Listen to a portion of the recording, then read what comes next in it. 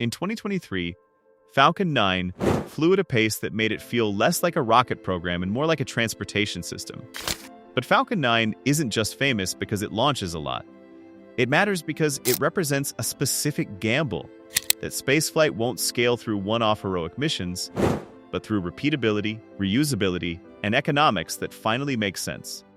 Mars was the dream, but Falcon 9 was the foundation. Everyone knows the headline version of SpaceX. Elon Musk wants to make humanity multiplanetary. The part people forget is that you can't jump straight to Mars City with your first serious rocket. Before you can build a settlement, you need something far less glamorous, a reliable way to move large amounts of mass into orbit without bankrupting yourself. Falcon 9 was designed to create that foundation, because orbit is the gateway to everything else. The brutal math of getting stuff to orbit. For decades, space has been dominated by a simple, painful reality. Launching mass is incredibly expensive. In the older era of mostly expendable rockets, huge portions of each launch vehicle were effectively thrown away after minutes of use. That means every mission carried the hidden cost of rebuilding complex hardware again and again. When you scale that wasteful model up to the level of supplying a Mars settlement, habitats, life support, equipment, fuel, food, redundancy, the total cost becomes so enormous that it stops being a plan and becomes a fantasy. Reusability sounds easy until you try it. The obvious solution sounds almost childish. Don't throw the rocket away. Bring it back. Use it again. The problem is that a first-stage booster doesn't separate gently. It's moving extremely fast, it's climbing high, and it has to survive a punishing re-entry environment that wants to rip it apart with heat, vibration, and aerodynamic stress. Then it has to land precisely, sometimes on a drone ship in the ocean, using engines that must relight perfectly at the right moment. That isn't a small upgrade. That's a total reinvention of what normal rocketry looks like. Why SpaceX chose propulsive landing instead of parachutes? A common question is why Falcon 9 didn't just deploy parachutes like other recovery concepts. The issue is energy.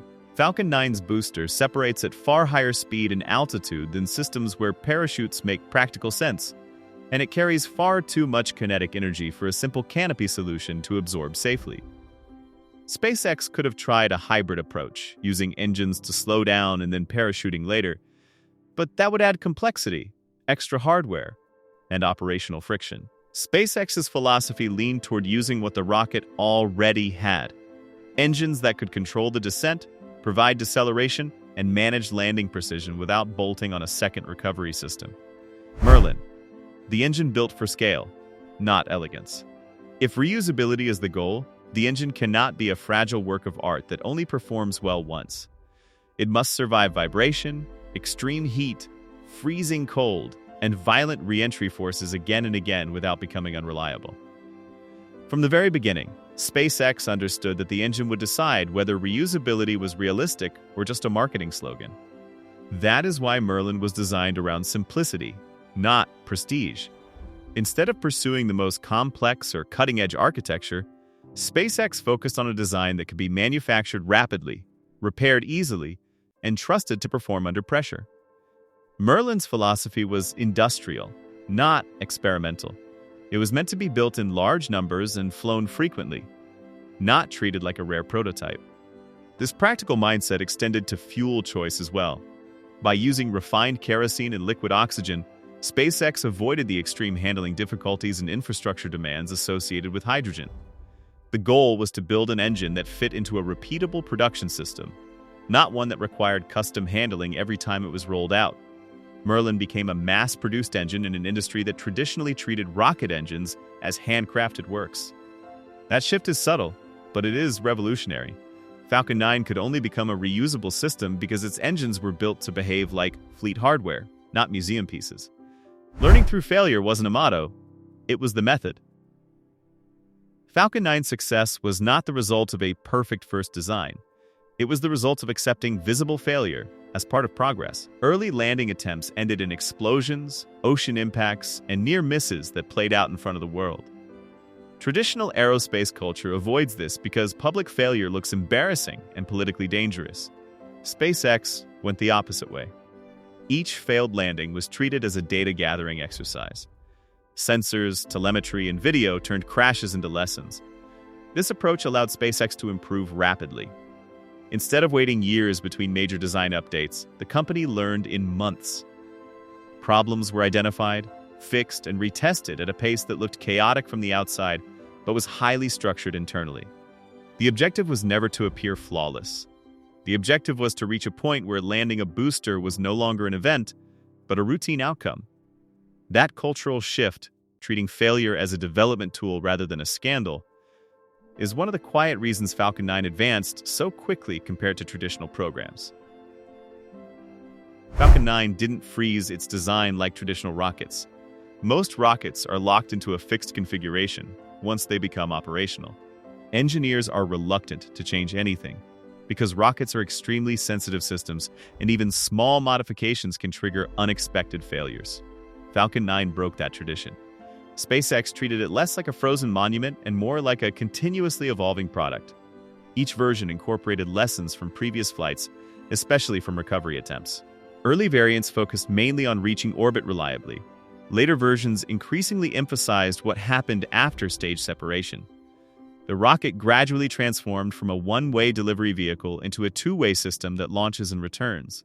Grid fins, landing legs, improved guidance software, and structural reinforcements were added step by step. Instead of a single breakthrough, Falcon 9 became reusable through a long chain of refinements that slowly rewrote what a normal rocket is supposed to do. The Block 5 moment. The Block 5 version of Falcon 9 represents the moment when reusability stopped being experimental and became operational. Before Block 5, SpaceX could land boosters, but rapid reuse was still limited. Recovering a booster is impressive, but it does not automatically reduce costs. True savings only appear when a booster can be flown repeatedly with minimal refurbishment, much like an aircraft. Block 5 focused on durability. Its upgrades were not flashy, but they were decisive. Components were strengthened to handle repeated stress cycles. Heat resistance was improved so that re-entry damage would be minimal. The design goal was not just to survive once, but to survive many times. This is what turned Falcon 9 from a technological demonstration into an economic system. Block 5 made reuse predictable, and predictability is what allows a transportation network to scale. Boosters that flew again and again. One of the most convincing demonstrations of Falcon 9's reusability model came from boosters that accumulated a huge number of flights. When a booster can launch, land, and repeat that process many times, it changes how you think about the cost of space access. It's no longer build a rocket for each mission. It becomes operate a vehicle. That mindset is exactly how aviation scaled, and Falcon 9 pushed rocketry closer to that world than anything before it. But Falcon 9 actually changed. Falcon 9 didn't just make launches cheaper in a spreadsheet sense. It changed what people even attempt. When launch costs drop and flight cadence rises, you get entirely new categories of missions, larger constellations, more frequent resupply, faster iteration on spacecraft design, and an ecosystem that can actually grow. The breakthrough isn't only technical, it's economic and operational. Falcon 9 helped shift space from rare national event into repeatable industrial activity, the real reason Falcon 9 exists. Falcon 9 exists because Mars isn't just a destination, it's a supply chain. You can't build an off-world city with occasional launches that throw away most of the hardware each time. You need an engine of logistics that can move mass to orbit over and over reliably at a cost that doesn't collapse under its own ambition. Falcon 9 was SpaceX choosing the boring obstacle, the price of orbit, and treating it as the main boss fight. What comes next after Falcon 9? Falcon 9's story also sets up the next question. If partial reuse can transform the economics of spaceflight, what happens when the next step pushes reuse even further? That's why the conversation inevitably turns to Starship and the idea of a fully reusable system with even more dramatic cost reduction potential.